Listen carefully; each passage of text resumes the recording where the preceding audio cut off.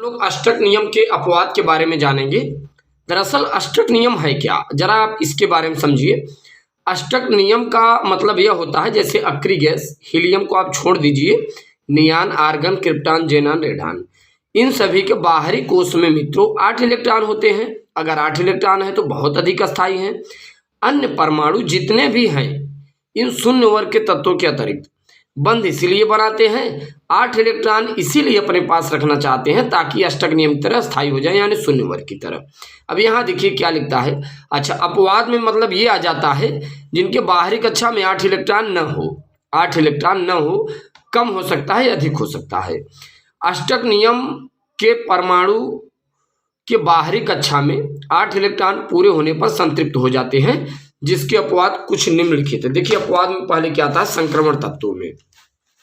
संक्रमण तत्वों में देखिए, संक्रमण तत्व मित्रों ऐसे होते हैं, संक्रमण धातुओं के धनायनों के बाहरी कक्षा में 9 से 17 तक इलेक्ट्रॉन होते हैं। संक्रमण यानी डी ब्लॉक के जो तत्व होते हैं इनके बाहरी कक्षा में 9 से 17 तक इलेक्ट्रॉन होते हैं, ध्यान दीजिएगा।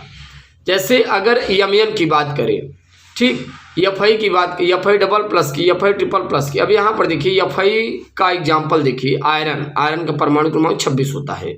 अगर आप अफबाउ नियम के अनुसार इलेक्ट्रॉनिक विन्यास करते हैं तो 1s2, 2s2, 2p6, 3s2, 3p6, 4s2, 3d6, पूरा आप नंबरिंग करेंगे 26 आएगा। 6 4 10, 2 12, 6 18, 2 20, 26।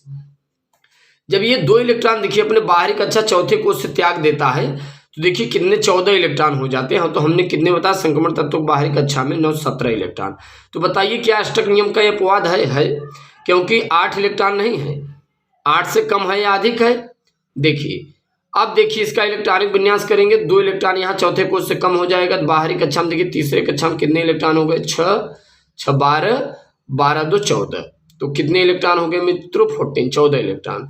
अब Fi ट्रिपल प्लस में देखिए, Fi ट्रिपल प्लस में अगर आप देखेंगे तो ये 1 इलेक्ट्रॉन और त्याग देता है, ठीक, डी से, तो कितने इलेक्ट्रॉन हो जाते हैं, 13 इलेक्ट्रॉन हो जाते हैं। तो कुल मिला के 9 से लेकर 17 तक इलेक्ट्रॉन होते हैं संक्रमण तत्वों में। दरअसल खास बात यह है, नोट पॉइंट में क्या हमने लिखा है, लैंथेनाइड व एक्टेनाइड भी ऐसे यौगिक बनाते हैं उनकी बाहरी कक्षा में 8 से अधिक इलेक्ट्रॉन होते हैं, उनकी बाहरी कक्षा में 8 से अधिक इलेक्ट्रॉन होते हैं। वे आयन ही अधिक अस्थायी होते हैं जिनके बाहरी कक्षा में 8 इलेक्ट्रॉन पाए जाते हैं। अब जरा ध्यान दीजिए, वे आयन ही अधिक अस्थायी होते हैं जिनकी बाहरी कक्षा में 8 इलेक्ट्रॉन पाए जाते हैं, ठीक। अब यहाँ पर देखिए मित्रों कुछ अष्टक नियम के अपवाद के अंतर्गत जैसे क्या क्या है। इलेक्ट्रॉन न्यून यौगिक, इलेक्ट्रॉन न्यून यौगिक का मतलब यह होता है कि इनकी बाहरी कक्षा में 8 से कम इलेक्ट्रॉन। देखिए अष्टक नियम हमने बताया, अष्टक नियम का मतलब है बाहरी कक्षा में 8 इलेक्ट्रॉन। अष्टक नियम का अपवाद का मतलब है बाहरी कक्षा में 8 से कम भी इलेक्ट्रॉन होंगे, 8 से अधिक भी इलेक्ट्रॉन होंगे, मतलब यही होता है। तो अगर न्यून यौगिक है कोई अष्टक नियम का तो इनकी बाहरी कक्षा में 8 से कम इलेक्ट्रॉन, जैसे BeCl2 देखिए, BCl3 देखिए, AlCl3 देखिए, इसमें केंद्रीय परमाणु बेरिलियम है।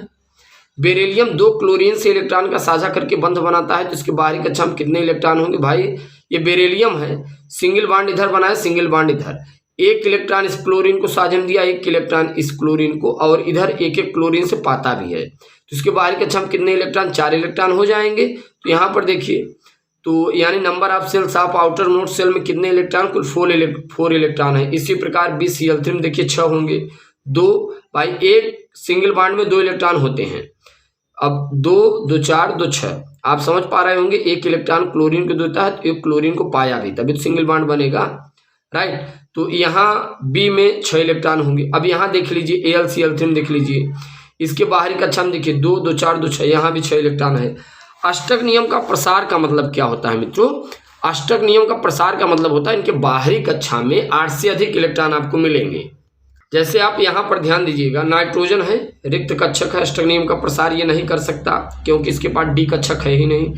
फास्फोरस के पास डी कक्षक है, ये अपना प्रसार कर सकता है। अगर यहाँ से इलेक्ट्रॉन अगर त्यागेगा, यहाँ से इलेक्ट्रॉन एक्साइटेड होकर कूदेंगे तो डी में, इसके बगल डी होता है तो डी में आ जाते हैं। जैसे यहाँ देखिए, यहाँ तक कितना साझा कर सकता था, 3, यहाँ से 1 इलेक्ट्रॉन कूद के डी में आता है, देखिए 5 इलेक्ट्रॉन अपने साझा कर सकता है, 1 2 3 4 5। अगर मित्रों इससे जैसे फास्फोरस से 5 क्लोरीन हम जोड़ दें, कितने क्लोरीन जोड़ दें? 5 क्लोरीन। तो जब पांचों क्लोरीन इलेक्ट्रॉन देंगे तो इलेक्ट्रॉन एक इसमें आएगा, एक इसमें, 2 3 4 5, राइट। इस प्रकार से ये 5, इसी प्रकार SF6 भी होता है, सल्फर हेक्साफ्लोराइड। अब यहाँ पर देखिए एग्जाम्पल, देखिए PCl5 कितने इलेक्ट्रॉन है? 2 2 4 2 6 2 8 2 10। SF6 में देखिए 8 इलेक्ट्रॉन, आपको कितने इलेक्ट्रॉन अगर 6 बॉन्ड है तो 12, 2 2 4 2 6 2 8 2 10 2 12। IF7 में 14 मिलेंगे, 2 2 4 2 6 2 8 2 10 2 12 2 14, ठीक। तो इस प्रकार से मित्रों आप देख पाए अष्टक नियम का प्रसार जिनके बाहरी कक्षा में डी कक्षक रिक्त होते हैं वो कर पाते हैं। तो यहाँ पर देखिए जैसे फास्फोरस है, सल्फर है, क्लोरीन है। तो चलिए इसी के साथ साथ हम लोग नेक्स्ट वीडियो के साथ मुलाकात करने का प्रयास करते हैं। जय हिंद, जय भारत।